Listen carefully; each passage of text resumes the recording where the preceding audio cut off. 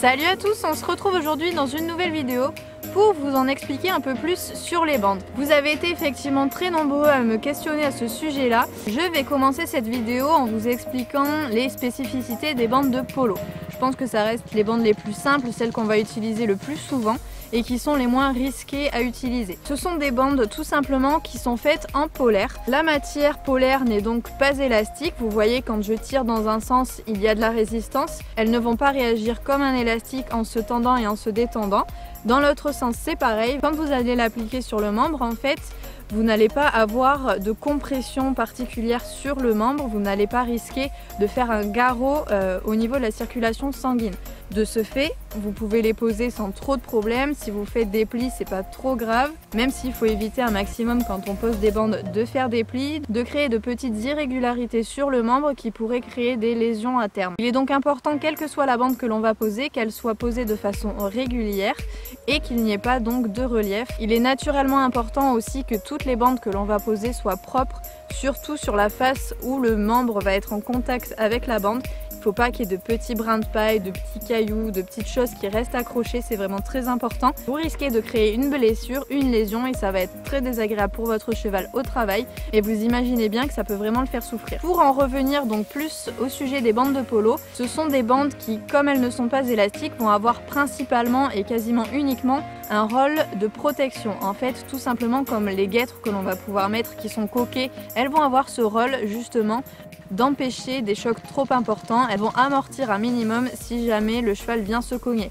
Évidemment, elles n'ont pas un rôle aussi important de protection que les guêtres qui sont coquées. Et évidemment, leur atout principal est aussi que vous avez un très grand choix de couleurs. Du coup, vous pouvez l'assortir à n'importe quel tapis. On commence donc par poser le bout de notre bande en haut du canon, c'est-à-dire de la partie qui se trouve entre le boulet et le genou du cheval.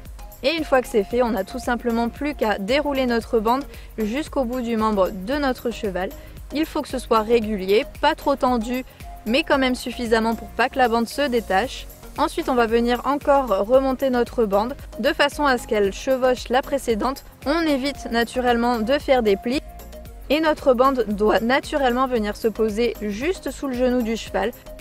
Ensuite, nous allons retrouver la famille des bandes de travail. Elles vont être, elles, contrairement aux bandes de polo, élastiques. Donc vous voyez que quand on tire la bande, on a bien l'effet élastique. La bande vient bien faire un effet ressort. C'est ce qui va apporter la grande caractéristique des bandes de travail, c'est qu'elles vont apporter un maintien très important au membre. Si vous avez un cheval qui a tendance à avoir des problèmes de tendons, qui a tendance à avoir des molettes, des choses comme ça, ces bandes de travail vont l'aider, vont le soulager, vont soulager ses membres pendant l'effort. Ça peut être intéressant effectivement de lui mettre des bandes de travail pour lui apporter un peu plus de soutien. Le problème, c'est que si on met tout le temps vraiment des bandes de travail à son cheval, on risque de fragiliser les tendons à terme puisqu'ils ne seront habitués qu'à travailler avec des bandes de travail et du coup au moment où on va les retirer, forcément le tendon va manquer de soutien et aura tendance à se fatiguer beaucoup plus vite. Ça reste assez délicat de savoir quand les poser et encore plus comment les mettre puisque comme vous l'avez vu, elles sont élastiques. Du coup, c'est très facile de faire un effet garrot. Si vous enroulez la bande très serrée autour du membre de votre cheval, si vous avez un petit défaut dans votre pose de bande, si vous avez un petit pli, vous risquez vraiment de faire de très graves lésions sur le tendon de votre cheval. Donc je vous conseillerais d'éviter de poser ces bandes-là directement sur le membre de votre cheval. En revanche, ce que vous pouvez faire si vraiment vous voulez apporter du maintien, vous avez la possibilité de poser un coton, une flanelle sous ces bandes de travail. C'est très simple, hein, c'est comme pour les bandes de repos qu'on verra après. Ce sont des flanelles, des cotons que l'on va donc placer sur le membre du cheval avant de venir poser notre bande de travail. Mettre des cotons, des mousses ou des protections quelconques sous des bandes de travail va vous permettre de limiter les risques tout en apportant un maintien quand même largement supérieur à ce que vous pouvez avoir avec des bandes de polo. Petite alternative qui est aussi très intéressante, ça va être les bandes de travail mixtes. On va se retrouver entre la bande de polo et la bande de travail. En fait, tout simplement, la bande va commencer par de la polaire.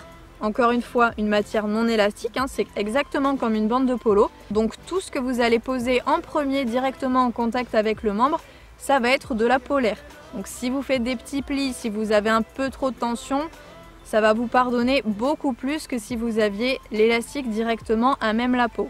Et ensuite, la bande va venir se terminer par de l'élastique, donc une bande de travail tout à fait classique, qui va venir s'ajouter donc par-dessus la polaire. Et de ce fait, vous allez quand même garder un maintien assez important, le même maintien qu'on pourrait avoir avec une bande de travail classique, mais vous limitez encore une fois les risques puisqu'en dessous, vous avez de la polaire. Donc encore une fois, vraiment, si vous commencez dans la bande de travail, préférez partir sur des bandes plutôt mixtes ou placer des cotons avant de poser votre bande de travail. Ça limitera vraiment les risques et ça sera moins dangereux pour votre cheval. Vos bandes devront toujours être posées de l'avant vers l'arrière, c'est très important. C'est-à-dire que quand vous passez à l'extérieur de votre membre, vous devez avoir un mouvement vers l'arrière et non vers l'avant.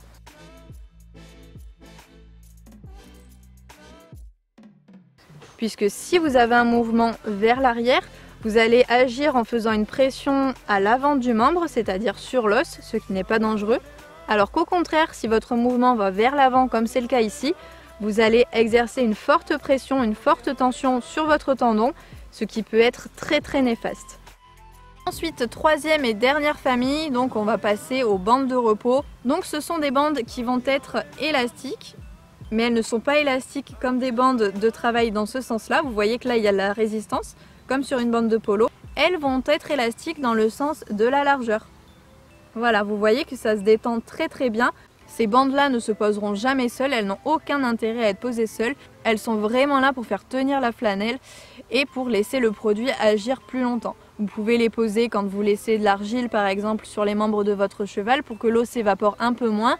Vous allez mouiller la flanelle, vous la posez par-dessus l'argile et vous venez poser votre bande sur la flanelle.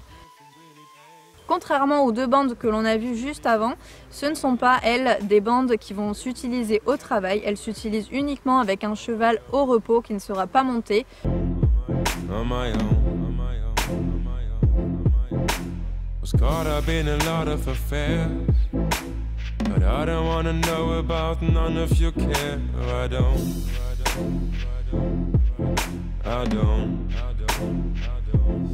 You said I'll be holding on, I'll be holding on,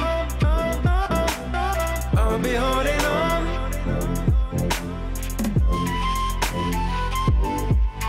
Et voilà, j'espère que cette vidéo vous aura plu. N'hésitez pas encore une fois à me poser vos questions si vous en avez à ce sujet-là, j'y répondrai avec grand plaisir. J'espère encore une fois avoir été claire à ce sujet. Je vous fais à tous de très gros bisous et je vous dis à bientôt dans une nouvelle vidéo. Salut! Last will be first and the first will be last. Oh God, oh God,